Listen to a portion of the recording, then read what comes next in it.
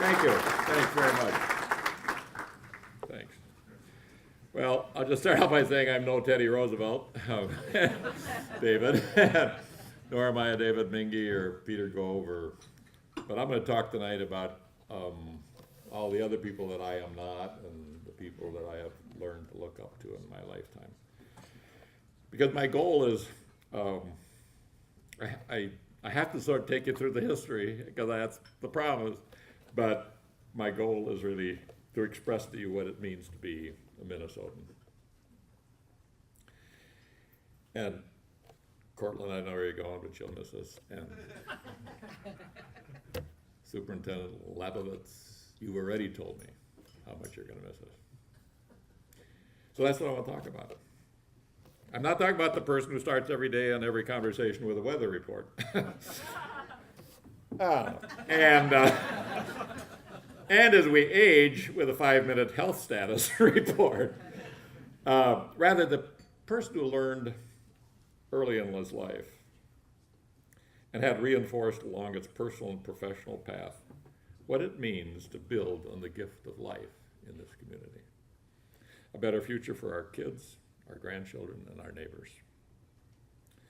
And I'm reminded from my perch here in my 80th year of how Minnesota became a world leader in preserving the natural heritage that drew our Native American forebears to this land in the first place, and who remain here to remind us of that heritage. And done as well as I'm able, I hope that's the story of the Parks and Trails Council of Minnesota. Minnesota isn't famous for its oceans, its mountains, or its Golden Gate, but for what people like you and I would become here. Because those who are our parents, our grandparents, our great-grandparents, brought a unique culture to the prairie, the big woods, and the lake state that we are. The history of this state has evolved from the frugal Yankee entrepreneurs of New England, their Calvinist conscience, and their civic virtue, which met up here with the social consciences of Northern and Eastern European immigrants. Yes, we're home to the largest, most profitable private agricultural company in the world, to the most famous medical destination in the world, and to Lake Wobegon. To families who for generations have provided us with employment in socially responsible businesses and with their philanthropy. Yes, we're the source of the greatest river in the world and the deepest of the 3 largest freshwater lakes in the world. We're the home of Follet Avoine, or Avoine, which is known as wild rice. We're home of the French voyageur, iron ore that helped build or win 2 world wars and more, of timber and turkeys, the wolf and the walleye, the smelt or schmelt, and spam. As an organization of now 3,200 members, we are a mere 60 years of age, but our roots go back centuries. I asked Jim Oberstar why, and you can do the same thing. And he'll take you, as he did me, back in the history of our forebears in small European cities built around green spaces for the use and the enjoyment of all, or to green spaces carefully nurtured by all around the perimeter of these cities. They called it the Commons. And it was there for all to enjoy, a common inheritance to be passed on to future generations. But tell me, if you will, what the parks and trails really mean. And David, thank you for what you said this morning, or this evening. And if you don't mind, I'd like you to start this by asking you to listen to the story of a dear friend and a former colleague who lost his wife to leukemia last July. Just 2 weeks ago, he would have celebrated her 60th birthday with her and their 2 kids and the grandchildren had she lived. Here it is. In my grief, just a few days after Lori's death, I got on my bike early one morning. I rode from our home in Falcon Heights, through Como Park and around Little Lake Como, on to downtown St. Paul and across the Wabasha Street Bridge. I rode to the Lilydale Trail along Lilydale Park, and I rode it past the confluence of the Mississippi and Minnesota rivers. I kept going through Old Mendota and then took the trail back across the Minnesota Valley Wildlife Refuge, which you helped fund in the 1980s. He's writing me this. I then cut across the airport post road and entered Fort Snelling State Park. Came up on the other side of the river along the base of the wall of the old fort that put us all on the map as a territory. Then I rode to Minnehaha Falls, which Longfellow made famous without ever seeing it. I followed the Grand Rounds Trail along Minnehaha Creek around Lake Harriet, where you raised your 4 sons, Dave. Around Lake Calhoun, alongside Lake of the Isles and Cedar Lake, and then I biked across the width of Theodore Wirth Park. I kept going through Victory Memorial Park, up along the river to Fridley, and then across and back to my home in Falcon Heights. At one of the most awful times in my life, I had one of the greatest bike rides a person could have, starting right outside my back door. On that note, everybody in this room tonight knows where most of us stand as Minnesotans when it comes to protecting and preserving and enjoying our heritage. Because in the middle of a recent political battles over spending and taxes and wars we couldn't win, in the middle of the collapse of an old economy and a lot of our life savings, 62% of us voted to tax ourselves to provide for future generations like ours. We've gone on record to say that when the commons is threatened and the chance to create opportunity for all is at stake, we are ready to do our part, and then some, if necessary. So, it's with the Minnesota Lake and Minnesota origin of the most famous river in the world that Minnesota's parks and trails began. Credit for Itasca State Park at the headwaters of the Mississippi goes to a man named Jacob V. Brower, who camped with 2 friends in the middle of the winter in a deserted log cabin on the lake in 1888. His survey of what he concluded should be a protected resource persuaded the Minnesota Historical Society in 1891 to initiate a successful legislative proposal. It might also interest you to know that as early as 1867, a 200-acre plot of land around Minnehaha Falls was first proposed as a state park. And in 1889, the legislature gave the city of Minneapolis $100,000, Leroy. $100,000 to purchase 173 acres around Minnehaha Falls. So, now we can go there to celebrate Sitten Demai and Svenskarnestock. So whether you date the state parks movement from 1867 or 1891, it is the story of local civic leaders, preserving and protecting unique resources and monuments to our history. It's also the story of population growth, economic growth and development, its successes and its failures, and of a fairly conservative approach to the role of government.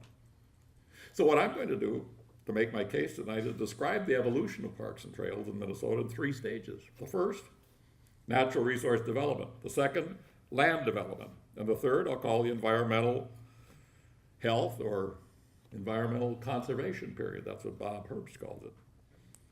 The first begins with the European immigrant settlements and extends through the 1940s. The second of the decades of the 50s and the 60s, and the third begins with the first Earth Day on April of 1970.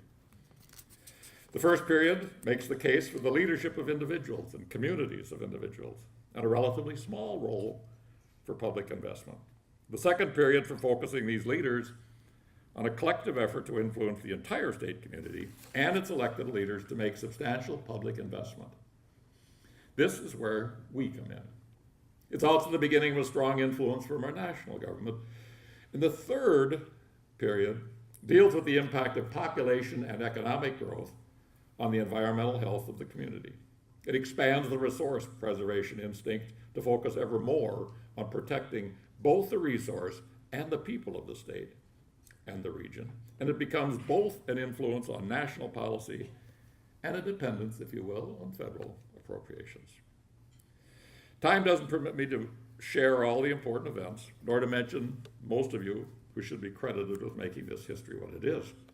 The point being that you are committed to one of the most important efforts in which we as Minnesotans ever engage. that the events and the leadership of the past have made what you will contribute in the future a lighter burden to carry. Because the members and the leaders of the Parks and Trails Council of Minnesota have always been, and especially now, are relied upon by policymakers as the lead voice and actors for parks and trails and for land acquisition and recreation access. The first stage, park development, was stimulated in part by history and in part by the economic development of natural resources, especially timber. From the great forests of the north half of our state, which supplied lumber and eventually paper to the nation. On the other hand, Interstate Park, or the Dalles of the St. Croix, was established in 1897 by lumbermen and locals, who from before the Civil War recognized its fragile beauty. Monuments to the Dakota Wars, to disastrous fires in Hinckley and Moose Lake, Jay Cook State Park on the St. Louis River, and Whitewater State Park near St. Charles, which, by the way, was founded as the paradise of Minnesota, were followed by other parks, which owed their sponsorship more to civic pride and endeavor than statewide significance. Each of these parks came to be at the initiative of local civic and business leaders, and often their donation of private lands to celebrate the historic event or natural resource, ideally preserved for the use of the common man who could not afford his own estate. Well, there were officially 40 parks in the state by 1940.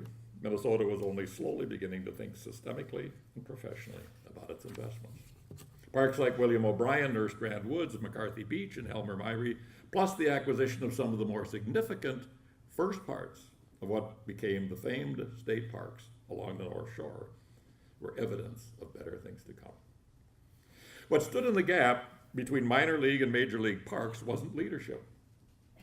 Perhaps the most famous of the park leaders in Minnesota, Clarence J. Magny of Duluth, helped create Jay Cook State Park in 1915 while he was mayor of Duluth. Then he stimulated legislative interest in acquiring lands along the North Shore, which he could envision with the development of Highway 61 during the 20s would need to be preserved.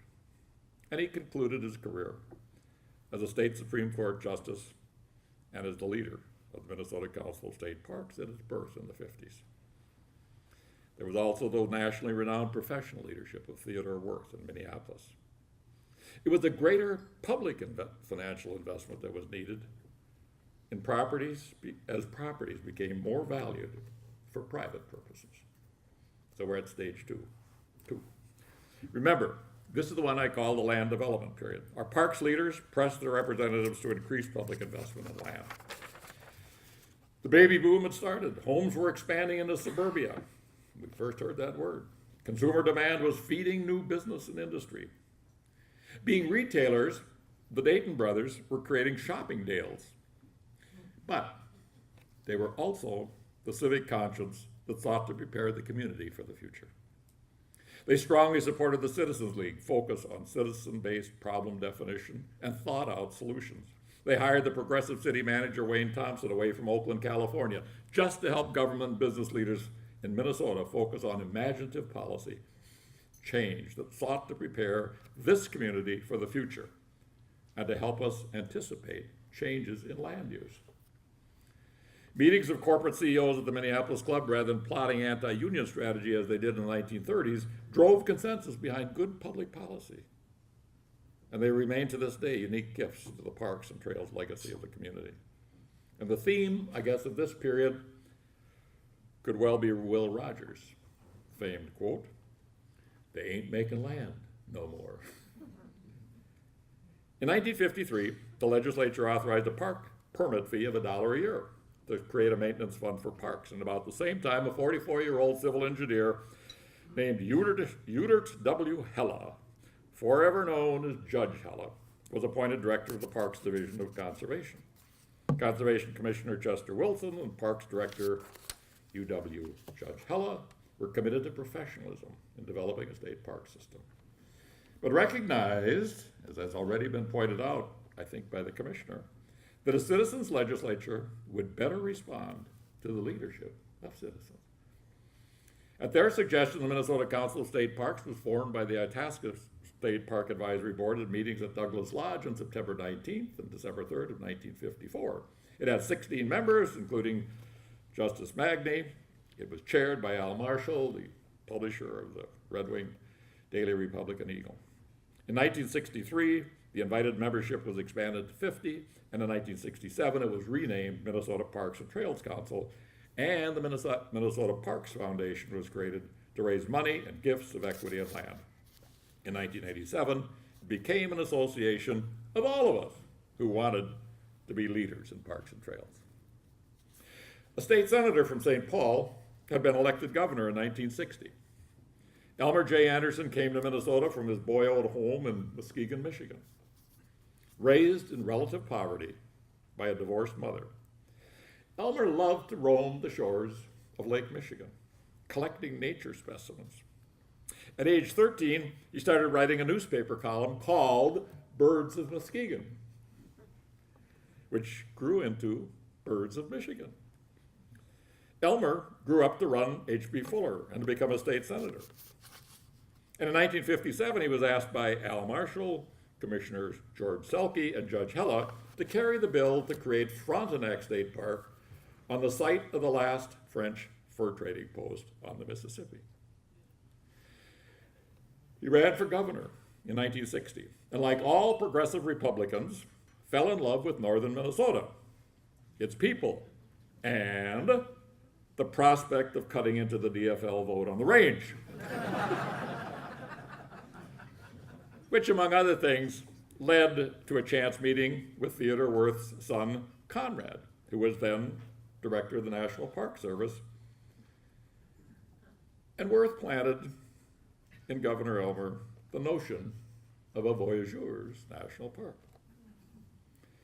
Well, he was a visionary, who early in his term appointed a high-powered Minnesota Natural Resources Council, chaired by businessman and state senator Henry McKnight. In 1962, the council offered bold, far-reaching recommendations for investing in our natural resource infrastructure, wetlands, fisheries, wildlife, parks, trails, open space. Everything but boulders, I guess. Yeah. The McKnight report led to the creation of the leadership of Senator Gordon Rosemeyer, a Little Falls lawyer, of the Minnesota Outdoor Resources and Recreation Commission, later known as the Legislative Commission on Minnesota Resources.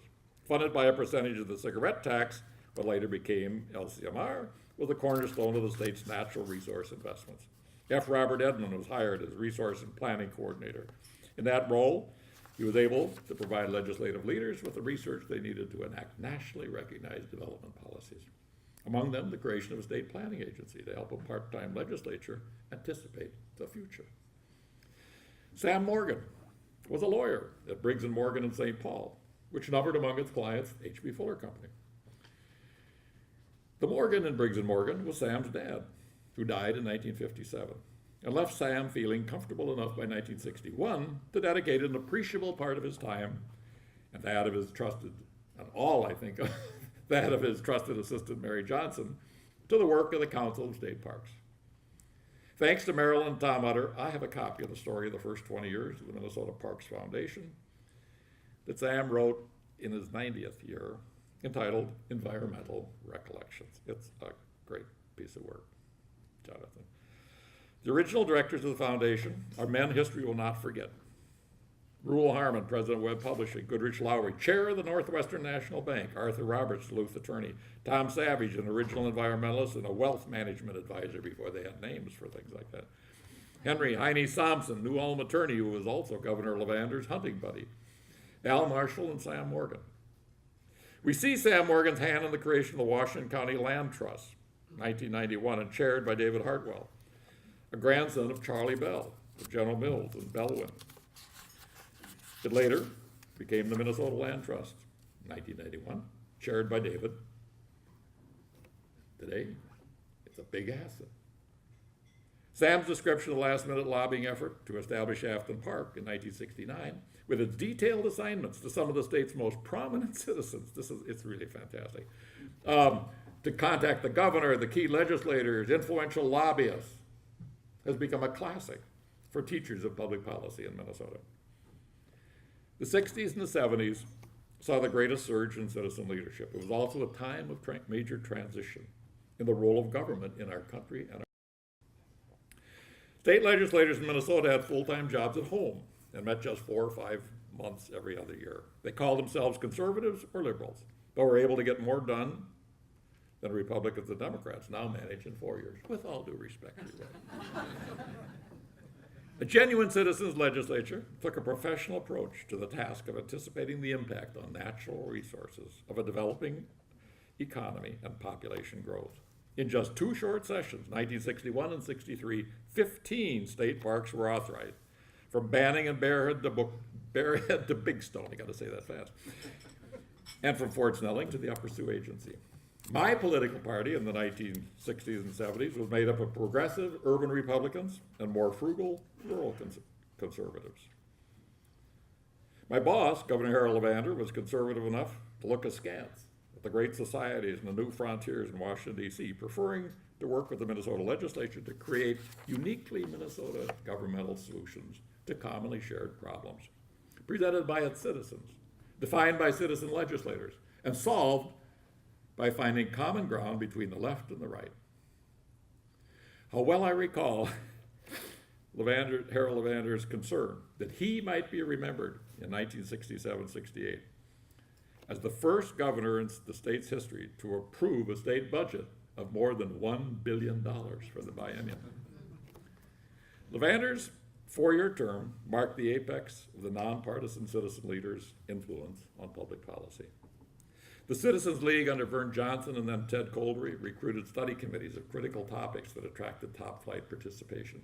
Because so many members of the legislature were also members of the League, both Governor Levander, Senator Gordon Rosemeyer, I keep bringing him up because he was such a power, this kind of thing, were sympathetic to the notion of Minnesota leadership in changing the capacity of state and local government to deal with urban sprawl and a host of related issues.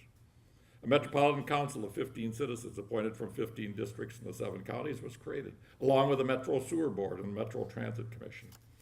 The League was also concerned about the lack of state parks and trails in the metro area, and concerned about the confluence of the state's 3 major rivers here in this part of the state.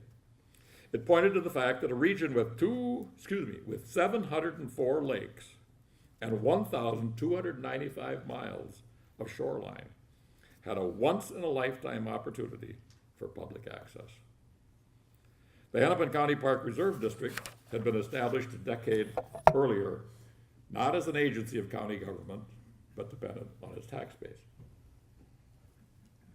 The professional lead in the district was a marvelous professional by the name of Cliff French, a man cast in the role of Theodore Worth, but with a much more costly task to undertake. Creating a system of large park reserves, woodland and prairie restoration and linear trails ahead of the new suburban bulldozers. That was his job. French and the board, especially Commissioner Larry Haig, then general manager of WCCO Radio, incessantly lobbied the legislature for bonding authority for all 7 metro counties to do the same. In 1968, a Citizens League committee chaired by Clem Springer recommended establishment of a Metropolitan Park Reserve Commission, which was promptly acted on by the Republican majority in the legislature in 1969. Sam Morgan was appointed chair of the council by its new president, or of this commission by its new the council president, Jim Hedlund. The first ever regional park system for the 7-county region was politically significant because it would have assumed the park authorities already established in the 7 counties. But it fell victim to a Supreme Court decision in 1971 relative to the council's authority, at which point newly appointed Met Council chair and former Minneapolis Mayor Al Hofstad reached into a bag, couldn't find anybody else, and he appointed me to be chair of a 15-member Metro Parks and Open Space Advisory Commission. Among other things, we were responsible for the 1973 legislature creating the Metro Parks and Open Space Commission. We also secured passage of $40 million of state bonding for Metro Parks, plus $22 million for state parks. Metro Council staffer Jerry Bell, later president of the Minnesota Twins, reminds me all this happened largely because we stayed below the radar in the legislature that year because the other bill that was being run through there, another bonding bill, was $55 million to build a new Twins baseball stadium. It was at this point that Cliff French recruited me to the Hennepin County Reserve District Board, and I succeeded Fred King as chair, a job I held until launching my political campaign in 1977. Levander also took a stand on water pollution issues. Peter mentioned this, signing a law which created the first pollution control agency in the nation, which enabled Minnesota Republicans later to influence President Nixon to establish the Environmental Protection Agency by, of all things, an executive order. Which leads us to stage 3, which you will recall I suggested started with Earth Day in April 1970 and featured Minnesotans front and center on the issues of clean air and water. Truth be known, and Shirley Hunt remembers this better than most of us, it too started on Levander's watch in Minnesota,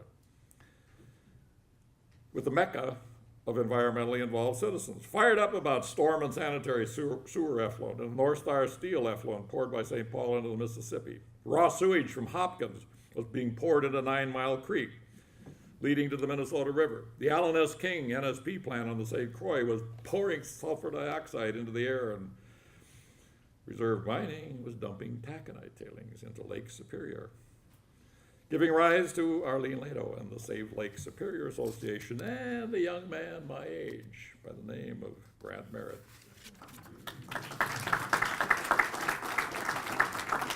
Governor Levander and his staff, by the way, were less than enamored with the efforts of this young lawyer to force the Reserve Mining Company to dump its taconite tailings on land. But Grant Merritt's grandfather and uncles came to the state right after the Civil War. They discovered iron ore in a town that became known as Mountain Iron. And 2 years later, lost their ore property and the railroad they were building to Duluth, to John D. Rockefeller, in the Panic of 1893. Grant Merritt and the people of Minnesota won that case. With big help from the Tribune's Round Way, some of the tailing sites look today like grassy prairie land. A state park stands on the company's first on-land choice that they didn't get. And the environmental law movement launched the careers of people like John Herman and Chuck Dayton, my law school classmate Bruce Blackburn, who never misses one of these meetings, Dick Vogel, Ray Hake, who was a park lawyer, he's in the environmental business, and Mike, and you guys know all these great people that were part of the wave. There's also much to be said for the resulting increase in state and federal environmental legislation. Some of that even on my Senate watch, but that for another time. Except I was little without Shirley Hunt, Judy Erickson, and Jimmy Powell. Shirley is a citizen lobbyist policymaker. Never took a dime. Judy, I paid her, of course, but Judy, I hired off a park bench in Fairmont, and she became the best professional Parks and Trails lobbyist ever.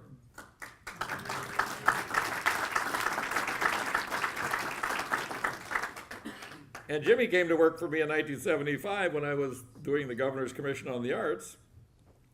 He helped create every path-setting environment policy that Peter's already mentioned in the 80s and the 90s, and now he's the chief policy advisor to the National Nature Conservancy. 71 and 73 alone gave us the Minnesota Environmental Policy Act, the Water Quality Act, the State Wild and Scenic Rivers Act. Mike Preston, who was key to the latter of these, also was responsible for the creation of the Mississippi Headwaters Board. Rip Rapson, who's now the president of the Kresge Foundation of Detroit, helping to save Detroit, along with Kevin Prescholt, now of Wilderness Watch, wrote the book that I later used on water pollution called Troubled Waters. Governor Wendy Anderson and Attorney General Warren Spanis made the appointments that helped protect the state. We know about Peter. Sam Morgan's son, Jonathan Morgan, was a Solicitor General. who brought and won the lawsuit over President Nixon's impoundment of water pollution funding, which he did over, after Congress had overridden his first veto. A lawsuit that Minnesota took to the U.S. Supreme Court and won 8-0. Jonathan, God bless you.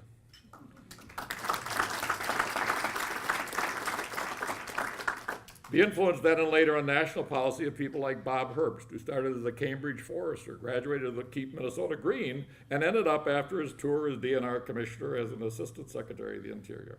His chief assistant in the Interior and the assistant director of the National Park Service, in effect, was Peter Gold. What's Bob doing today? He had a buddy in Washington running a $30 million foundation to bring clean drinking water to parts of Africa. For tonight, I must note that the three of the most substantial trails in Minnesota are the Mississippi, the Minnesota, and the St. Croix River.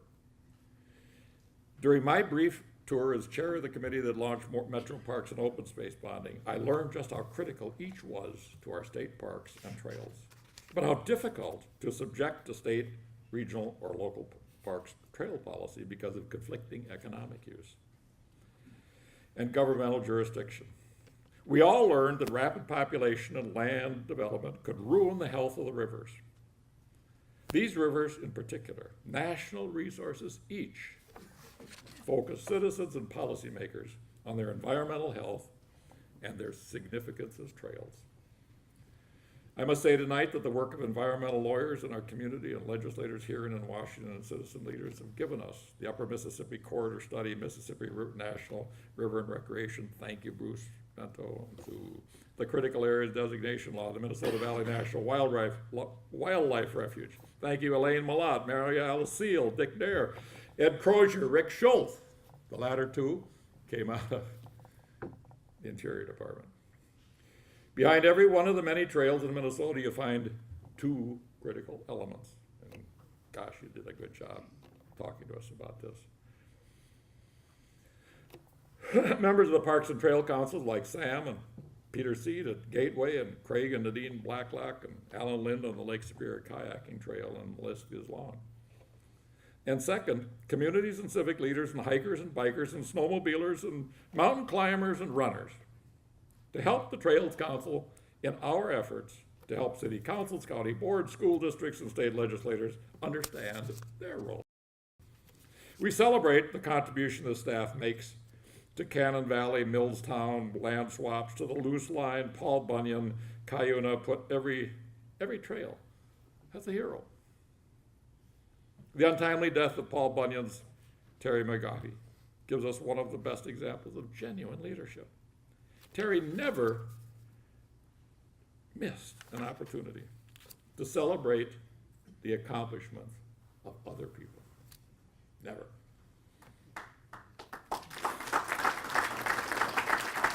And with us here tonight are a couple of Terry McGaughy's in the person of the Milltowns Trails, Peggy Prova in the back of the room, who's been at it since 1992, and Hutchinson Mayor Steve Cook, who has lined up $1.36 million in commitments from cities along the trail of the Loose Line.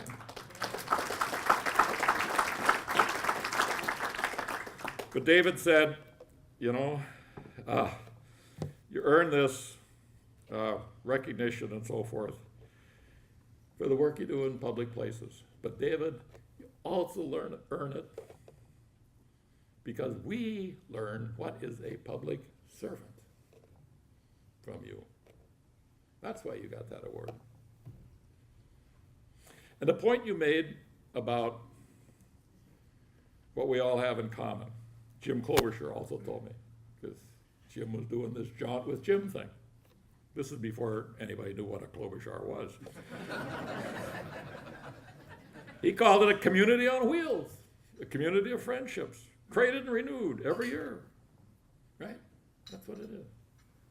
In the early 90s, I was on hand for the birth of the National Trails Investment Program as a member of the Senate House Conference Committee on the Surface Transportation Act of '91. Jim Oberstar told us how his wife Jo had introduced him to biking. as the therapy for her chemotherapy. Also, he told me, Minnesota Transportation Commissioner Dick Braun had already found a way to use highway funds by re-engineering highways to include 10-foot shoulders to hold snow in the winter and bikers during the snow melt season. Another of my Minnesota heroes, the Blue Zone's biker Dan Buettner, who turned world-renowned health aging expert, started with the leaders in Albert Lea, Minnesota to spread the gospel of connecting people using their own locomotion to build relationships and long lives. Today, Blue Zones with funding from National Geographic, ARP, and others are spreading across America. And last week, Dan told my health policy class that the best way to extend healthy, happy lives is not just to focus on one individual, but on the environment in which each of us leads our lives. And go find people there who embody the message that you want to convey. Perfect summary for what we do, what you do. So,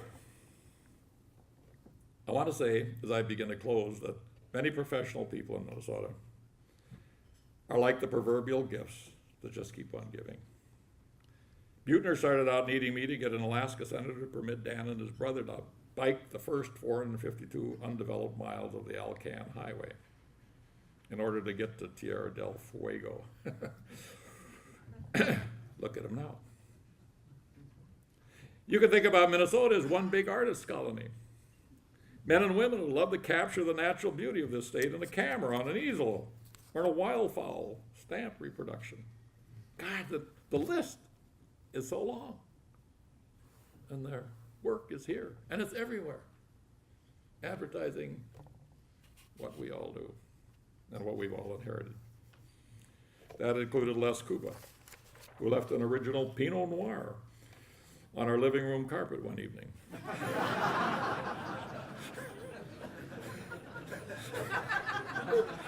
Tipping his wine glass in his enthusiasm to finish a Ducks in Flight for our charity auction. They're the journalists of Minnesota newspapers, their sports, outdoor and wildlife sections, radio, television, social media, in every city in the state, supporting parks and trails and open space environments.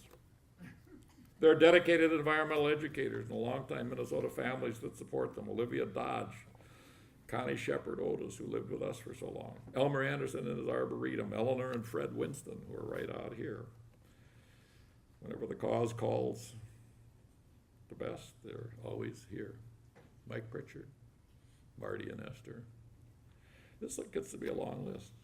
Dick Gray died the other day at 95, an exceptional man with an incredibly successful career in business at Zero Max Industries and IDS Mutual Funds. But most of his life he dedicated, with the help from Hibbert Hill and Dick Caldecott, the Dean of the College of Biological Sciences at the university, plus our dear friend Ray Black, to the Freshwater Foundation and the Gray Freshwater Center in Navarre. In case you're interested, there will be a celebration of Dick's 95 years on April 19th at 1 p.m. at the center. There's Will Steger, and an international adventurer from Richfield, who asked me on his return from the first trip across Antarctica to make history to introduce him to Al Gore. I sat around listening to these two guys talk for about 10 minutes, and I got out of there. An hour later, he shows up and says, boy, I think Al got it. Yeah, right. We were at the White House ceremony when his team was welcomed by George H.W. Bush. And he came over to me and he says, could you give me just 5 minutes with Barbara Bush? Because I know she likes education and kids and stuff like that. So I could tell her what I experienced, so that maybe everybody else would know about climate change. I haven't said much about professionals who work in government at all levels, and not because we aren't all indebted to you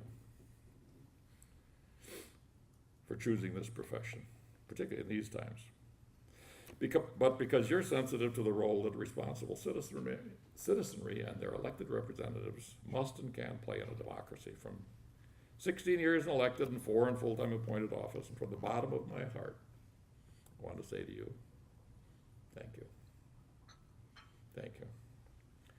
I once talked to the director of the Fish and Wildlife Service in accompanying me on an overnight at an Itasca County logging camp.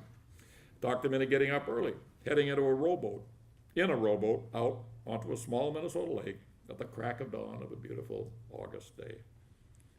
It was that half hour between the end of a nearly full moon and a sunrise, with the vapor rising off the lake. And as we rowed toward a small island, a pair of loons called out from in front of the island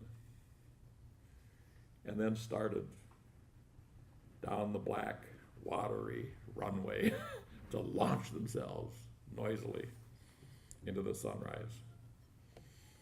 And I could hear them say, "This is why I do what I do and what I live for every day." We can say the same about you, Leroy, and about people who take on the tough job. I spent a fair amount of time preparing for this talk because Brett promised you a trip through history. I contacted those in this room I knew could refresh my 79-year-old memory. And a week ago, I had on my laptop a 3-hour speech. You're right.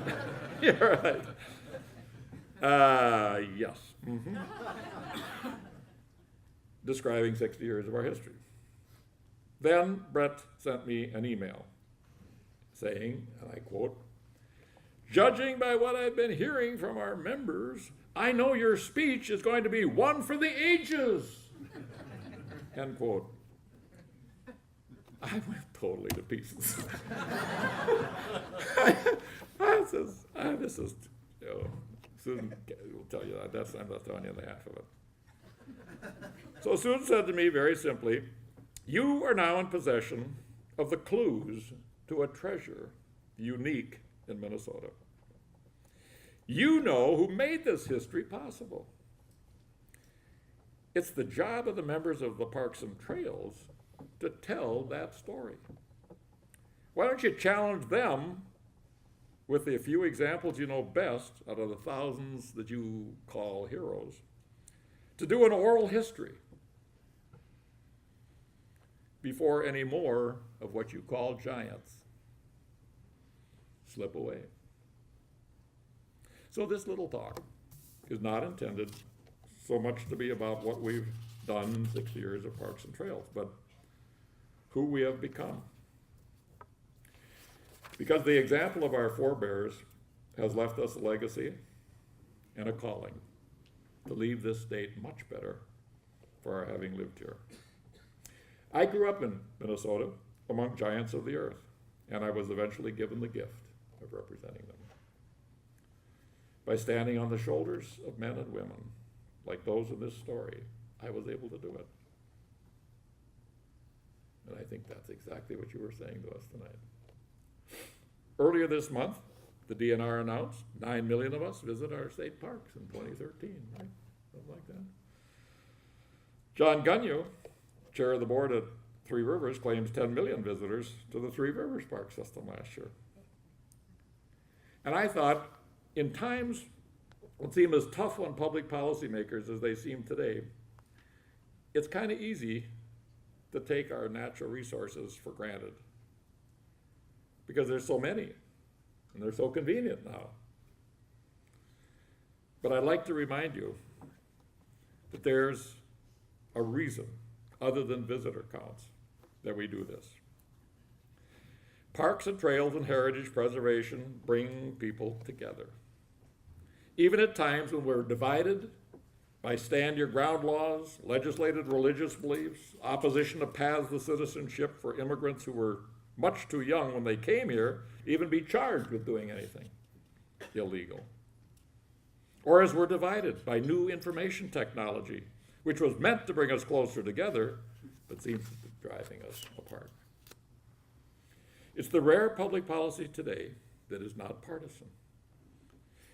In the 2012 Republican presidential primary, Minnesota Governor Tim Pawlenty appeared to be just about as far to the right of the political spectrum as he could get, and still leave room for Michelle Bachmann.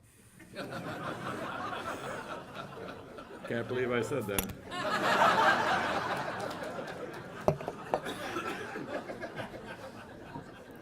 But as governor, he endorsed the acquisition of what would become Lake Vermilion State Park,